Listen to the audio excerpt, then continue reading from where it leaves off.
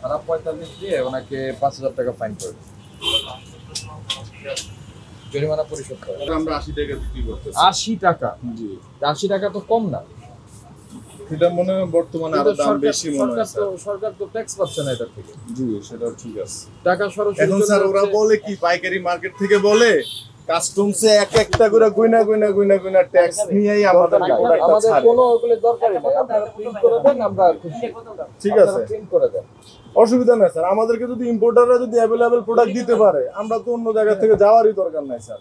এই কষ্ট করে ভাড়া দিয়া সকালে যাই রাত্রে আসি, মনে করেন ভাড়া দিয়া আইনা এই মালটা কষ্ট করে আইনা বিক্রি করা লাগে।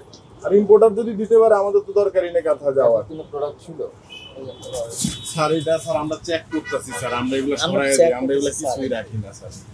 সব ঠিক করে তো এক্সপায়ার নিয়ে রেখে স্যার।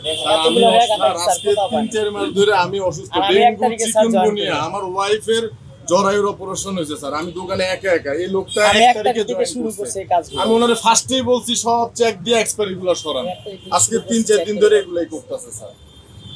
এই আজকে ৫-৬-৭ দিনে আমি এই কাজগুলো করছি। মানে স্যার একটার পর একটা বিপদ লাগেই আছে এই অবস্থার মধ্যে। লোক ছিল না আর কি।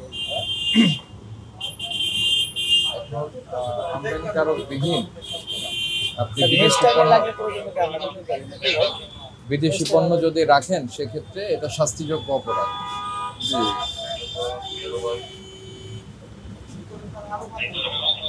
আচ্ছা, ধারা ৪৫ দিয়ে ওনাকে ৫,০০০ টাকা ফাইন করবে, জরিমানা পরিশোধ করে। এটা আসলে আমাদের শুধু চকলেটটা মার্কেট থেকে আনা হয়েছে, এর জন্য জরিমানা হয়েছে। আমরা ইম্পোর্টার থেকে পাই নাই, মার্কেট থেকে নিয়ে আসছি, এটুকুই। কত টাকা? এই ২টা চকলেট ৫,০০০ টাকা জরিমানা হয়েছে।